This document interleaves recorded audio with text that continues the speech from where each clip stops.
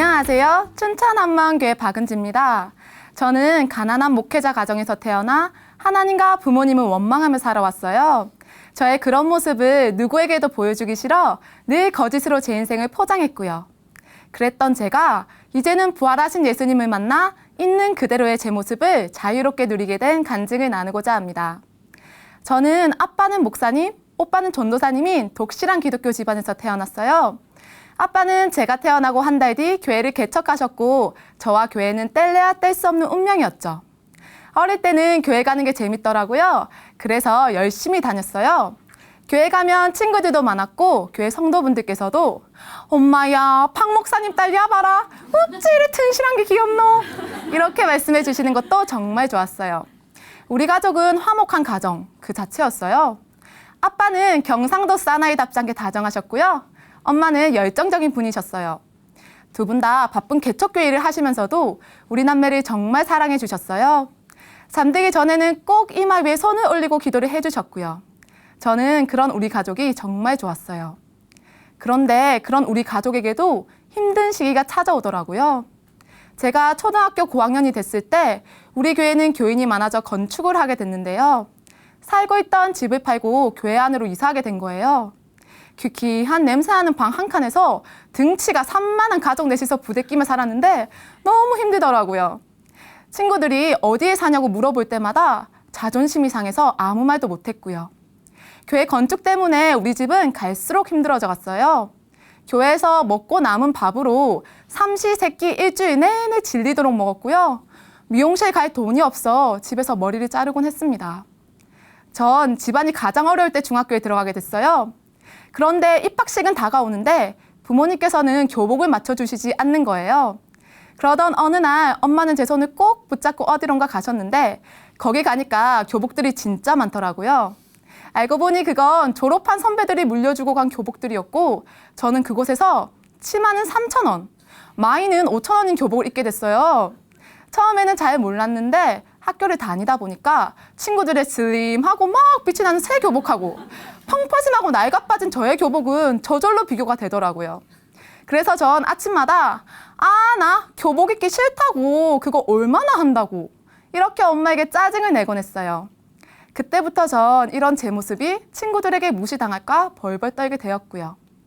처음에는 그저 가난한 걸 숨기고 싶어서 시작했던 거짓말은 하면 할수록 점점 커지더라고요. 제 머릿속은 어떻게 하면 친구들이 날 돈 많고 잘 나가는 애로 볼까? 이런 생각으로 꽉 차게 되었어요. 그런데 목사님이라는 아빠의 직업은 저를 돋보이게 하기는커녕 오히려 무시당할 것 같더라고요. 그래서 아빠가 가난한 목사님이라는 사실은 철저하게 숨기고 다녔어요. 생활 기록부에 아빠 직업을 적는 칸이 나오면 무직이라고 적기도 하면서요. 한 번은 친구들과 가족 이야기를 하게 됐는데 저한테 부모님 직업을 물어보더라고요. 그래서 저는 야, 우리 엄마 아빠는 외국에서 일하시거든. 가끔 내보러 한국에 들어오시는데 뭐 필요한 거 있으면 말해봐라. 내가 한번 부탁해 볼게. 이렇게 말했어요. 그래서 전 부모님께 제 중학교 졸업식에 절대 오시지 말라고 못을 박아두었어요. 친구들은 제 부모님을 멋쟁이 부부로 알고 있을 텐데 꾸미지도 않은 부모님이 학교에 오시는 건 상상만 해도 끔찍하더라고요. 그런데 졸업식 당일날 엄마가 말도 없이 오신 거예요. 그것도 교회 봉고차를 타고서요. 엄마가 가진 옷 중에서 가장 예쁘고 좋은 옷을 입고 나오신 걸 알면서도 저는 그것조차 부끄럽더라고요. 그래서 저는 엄마를 모른 척하며 빨리 집에 돌아가라고 교문 밖에서 화를 냈습니다.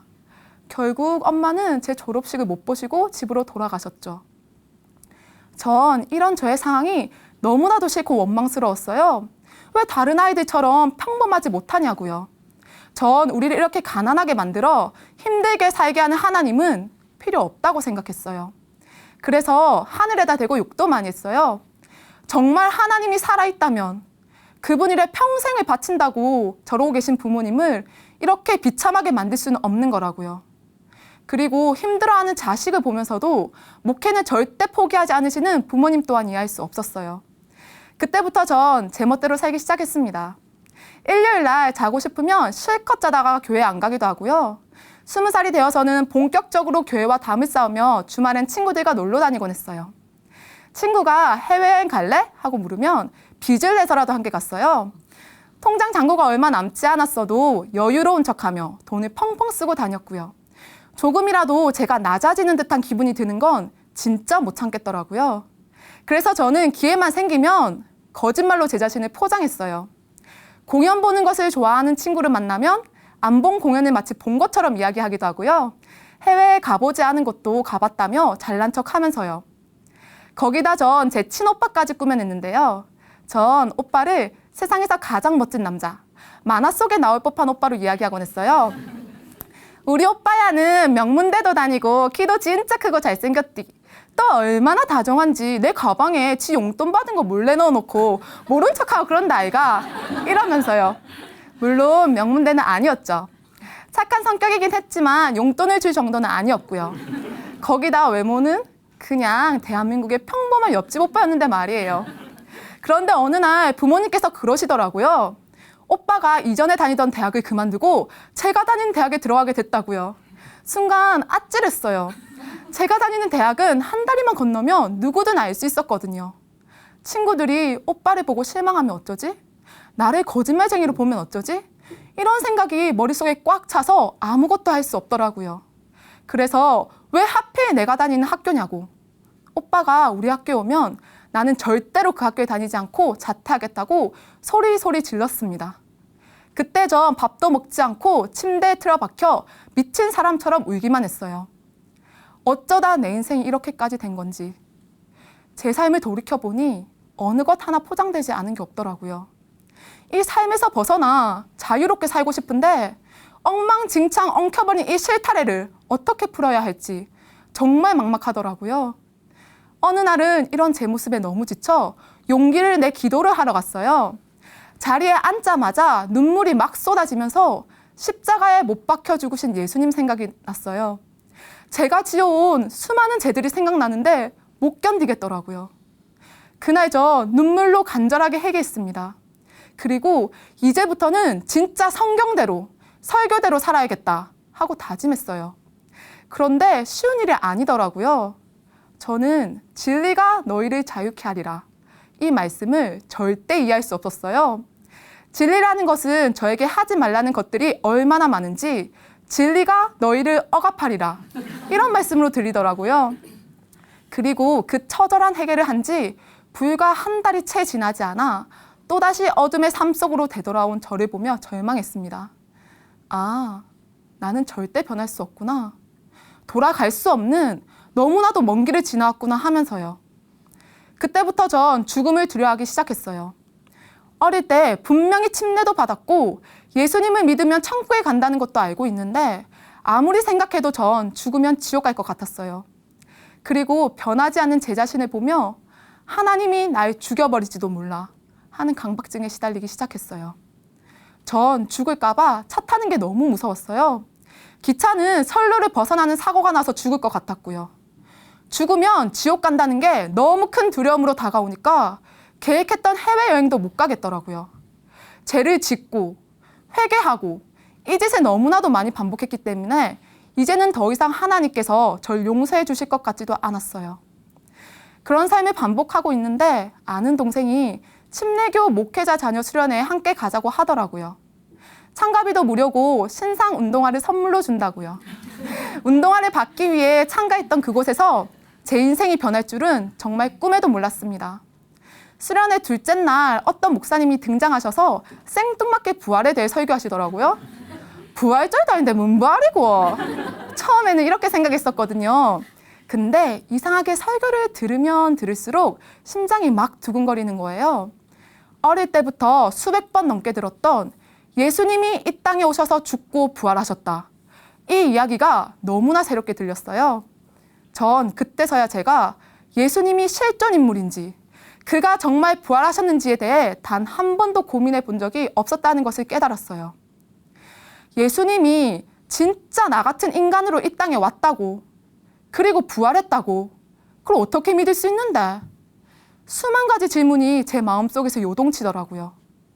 설교가 끝나고 우연히 식당에서 강사 목사님을 만나게 됐는데 춘천 한마음교회 목사님이라고 하시더라고요. 그리고 그 다음 날부터 겨울 수련회가 있다고 하셔서 저는 바로 춘천으로 향했습니다. 그곳에 가면 제 인생이 진짜로 변할 것 같았거든요. 그곳에서도 목사님께서는 부활을 선포하셨어요. 그런데 분명히 전날에는 잘 들리지 않았던 말씀들이 제 귀에 들리기 시작하더라고요. 그 순간 목사님께서 하시는 한 말씀이 제 마음에 강하게 꽂혔고 저는 그대로 무너졌습니다. 전능자가 예언된 대로 죽으시고 예언된 대로 부활하셨습니다. 부활은 역사적인 사건인 것을 믿으십니까? 역사. 그 역사라는 단어가 저에게 너무나 크게 다가왔어요. 부활은 이미 이루어진, 정말로 있었던 역사적인 사건이구나. 그 사실이 믿어지는 순간 제 마음에 쩌렁쩌렁한 음성이 울려 퍼졌어요. 내가 바로 너 때문에 못 박혀 죽은 자니라. 내가 부활하여 지금 이곳에 있으니 이 세상을 창조하기 전부터 존재했고 성경의 모든 역사와 기적을 행한 이가 바로 나이니라.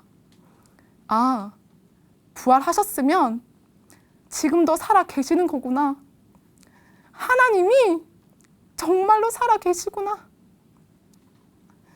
그 사실에 하염없이 눈물만 흐르더라고요.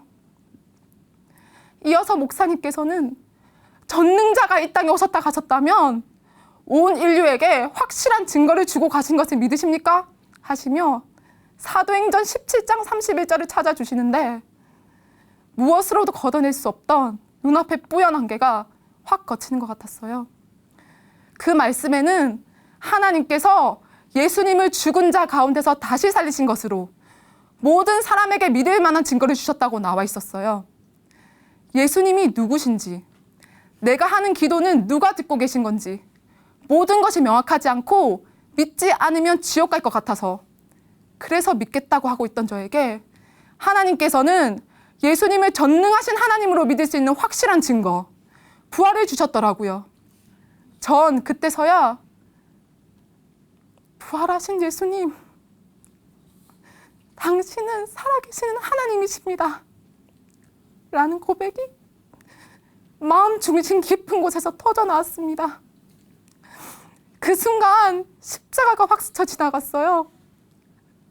그럼 십자가에서 죽으신 분은, 십자가에서 죽으신 예수님이 부활로 하나님이신 게 확증된 순간 마음이 찢어지는 것 같았어요. 어떻게 이런 일이 있을 수 있지?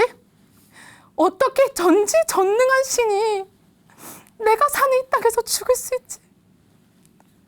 내 머리로는 도저히 이해할 수 없는 사실이 부활로 믿을 수밖에 없게 되자 통곡이 터져 나왔어요. 우리는 다 양 같아서 그릇 행하여 각기 제 길로 갔거든. 여호와께서는 우리 무리의 죄악을 그에게 담당시키셨도다. 나의 죄악을 그에게 담당시키셨도다. 박은지의 죄악을 그에게 담당시키셨도다. 절 위해 생명을 주신 전능자 앞에서 나의 목회자 가정이 아닌 부잣집에서 태어나게 했어야지. 날 이렇게 힘들게 하지 말았어야지. 침을 뱉고 조롱하면서 그분을 못 박아 죽인 자가 바로 저였습니다. 예수님을 죽인 살인자가 되어 하나님 앞에 엎드리니 온몸이 떨려왔어요. 진짜 지옥이구나. 진짜 영원히 고통당해도 아무 말도 할 수 없구나. 감히 고개조차 들 수 없었어요. 그런데 하나님께서는 저 같은 죄인에게도 회개하라고 하시는 거예요. 그 죄는 이때까지 제가 회개해왔던, 거짓말하고 세상을 사랑했던 그런 죄가 아닌 부활하신 예수님을 나의 주인으로 믿지 않았던 죄, 그 죄를 회개하는 거였어요. 그러면 예수님을 죽인 저를 용서해 주시겠다고, 저에게도 부활의 소망을 주시겠다고 하시는 거예요. 이를 위하여 그리스도께서 죽었다가 다시 살으셨으니 곧 죽은 자와 산 자의 주가 되려 하심이니라. 내 삶, 내 거라고 주인 되어 살아왔던 저에게 이 순간에도 살아계신 예수님께서 나의 주, 나의 하나님이 되어주시겠다고 하시는 거예요. 예수님께서는 생명을 주셨는데 저는 그저 회개하고 예수님을 주인으로 믿기만 하면 된다는 거예요. 하나님 아버지, 용서해 주세요. 전 예수님을 믿지 않았어요. 부활하신 예수님, 당신은 지금도 살아계시는 하나님이십니다. 당신만이 나의 주인이십니다. 저는 이렇게 예수 믿지 않은 죄를 회개하고 예수님을 제 마음의 주인으로 모셨습니다. 그렇게 회개 기도를 하고 나니, 야, 이제 내 주인은 부활하셔서 살아계시는 예수님이시구나. 이 사실이 깨달아지는데 얼마나 감격했는지 몰라요. 정말 이 세상에서는 경험해 볼 수 없는 기쁨이더라고요. 죄에 눌려 살던 제가 예수님의 부활로 완전히 새로운 사람이 되었다는 것을 믿게 되니 얼마나 자유로운지 정말 훨훨 날아갈 것 같더라고요. 그뿐만 아니라 하나님께서 왜 그분의 생명을 주실 정도로 절 사랑하시는지 그 정답을 알게 됐을 때는 정말 감격의 탄성을 질렀어요. 전 이 세상에서 가장 아름답고 고귀한 신분, 하나님의 자녀로 지음받았더라고요. 그 놀라운 사랑을 알게 되니 이제는 정말 예수님께만 잘 보이고 싶었어요. 그래서 더 이상 다른 사람들에게 제 자신을 꾸며내기 위한 거짓말을 하지 않아요. 그리고 친구들을 만나면 자연스럽게 예전에 내가 그런 거짓말을 했었다며 미안하다고 사과하곤 해요. 그런데 신기한 건 예전에 그렇게 기를 쓰며 제 자신을 포장했을 때보다 지금의 밝고 솔직한 제 모습을 더 좋아해 주더라고요. 저에게 기쁨과 행복이 흘러 넘친다면서요. 야, 옛날에는 그래 콧대 높아가 지 잘난 맛에 살던 기 우째를 변했노? 이런 말을 듣기도 하고요. 지금 부모님께서 섬기시는 교회는 예전에 건축했던 건물에서 나와 상가로 이전했어요. 우리 집은 그 상가 옥상에 있는 옥탑집이고요. 그런데 전 하나도 부끄럽지 않아요. 친구들을 데려가기도 하고요. 옥상이 넓어 엄청 큰 마당을 가진 것 같다 행복해해요. 그리고 이제는 그 누구를 만나도 당당하게 우리 아빠는 목사님이라고 말해요. 하나님께서 주신 최고의 직업이더라고요. 또 죽음 뒤 천국에서의 삶이 너무 낙실해지니까 정말 하늘나라만을 소망하며 살아가게 되더라고요.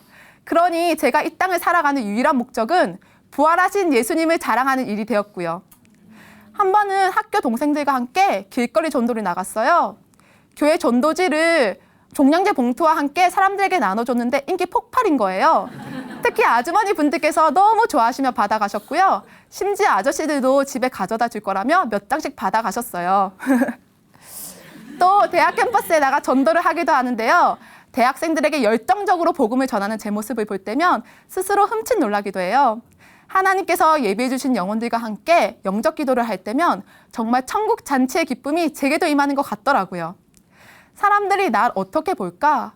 이 생각에 사로잡혀 전도라는 건 상상할 수도 없었던 저의 옛모습을 생각하면 그냥 헛웃음만 나옵니다. 한 번은 제가 전도하는 모습을 보시던 어느 분께서 웃으시면서 그러시더라고요. 아따, 복음 한번 박력 있게 전하네. 그 말이 마치 저에게는 박은지 너 잘하고 있어 하시는 하나님의 칭찬으로 들려 정말 행복했어요. 전 거짓말을 일삼던 사람이었는데요. 부활하신 예수님을 만난 후 세상에서 가장 기쁜 소식, 진리의 복음, 예수님의 부활을 전하는 입을 가지게 되었어요. 거짓말이 죄라는 걸 알면서도 헤어나올 수 없어 죽음을 두려워하던 제가 지금은 너무나 자유해졌고요. 상상할 수 없는 평강과 자유가 예수님 안에 있더라고요. 이제는 앞으로 남은 제 인생 모두 예수님께 맡겨드리고 천국 갈 그날까지 부활의 증인으로 최고의 삶을 살아가겠습니다. 진리가 너희를 자유케 하리라. 감사합니다.